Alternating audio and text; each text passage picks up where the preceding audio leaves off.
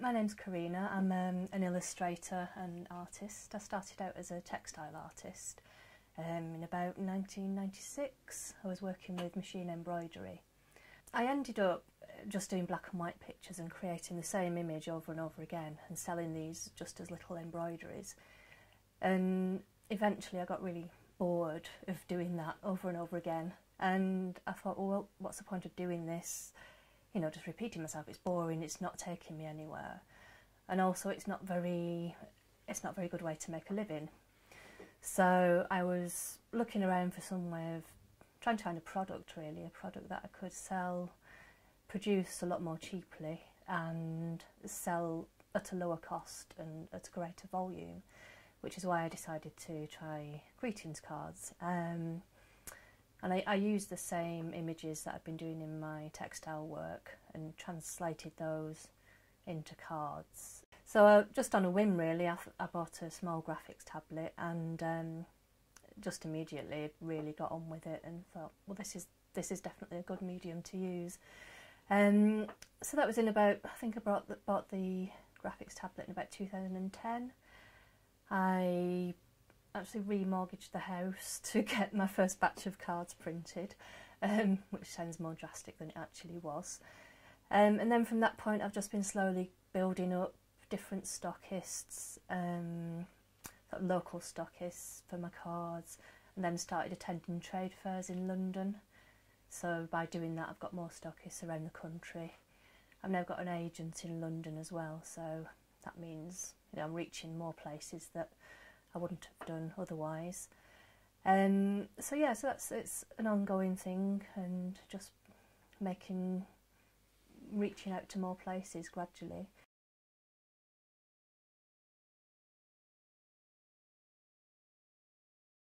I never actually got round to going to university to study art. I went to do European studies when I was at university age, in 19... No, I'm not telling you.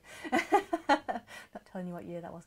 And I just found out that I wasn't an academic person, so I didn't finish my course.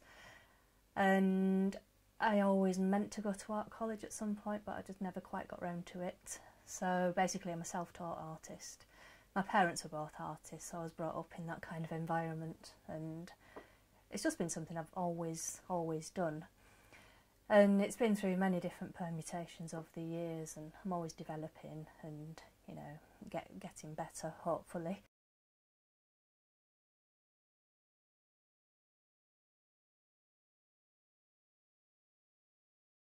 At the moment I'm working part-time because I need to do that to support, to have enough money to put into my business and also to pay the bills.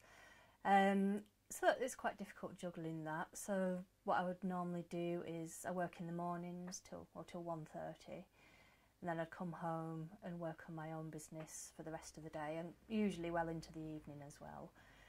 And what I find myself doing really is most of the time it's admin work, it's dealing with orders, it's social media, it's updating the website, and it's really easy to forget that I'm actually supposed to be creating things, and it's easy to let that slip.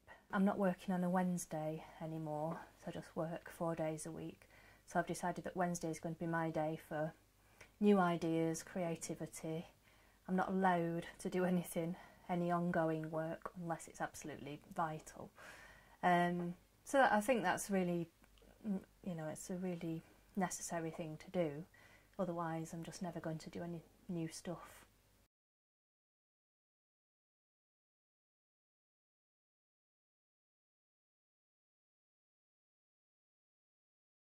So Dawn of the Unread it's the first time I've ever done a comic type piece of work. What I'm used to doing is making a single image on a page.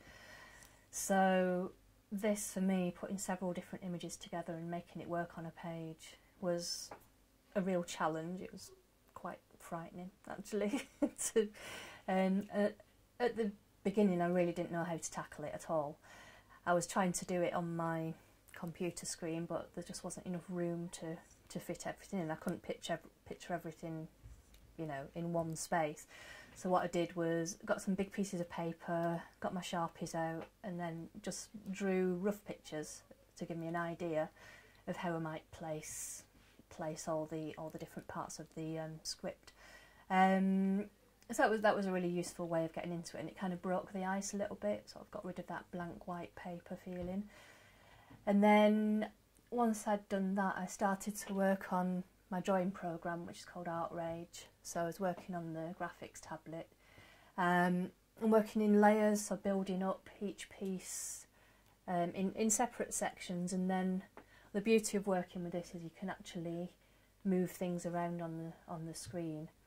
So I could spend quite a lot of time, you know, just shifting things so they looked the best, really. Well, sometimes it didn't quite get there, but so yeah, I think drawing it actually straight onto paper would have been a really difficult thing for me to do. I suppose the downside of doing it like this is you can over edit. So I'll be spending ages drawing one little line and then rub it out, then draw it again and rub it out. So it's like probably spent too much time doing that. But it was a bit of a nightmare sometimes working on this, because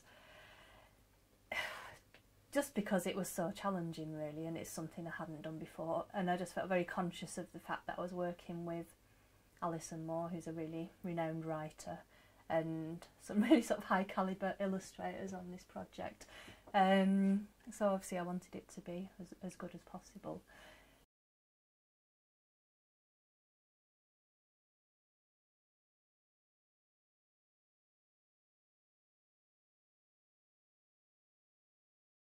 I think having done this project has really opened up a new way of working for me.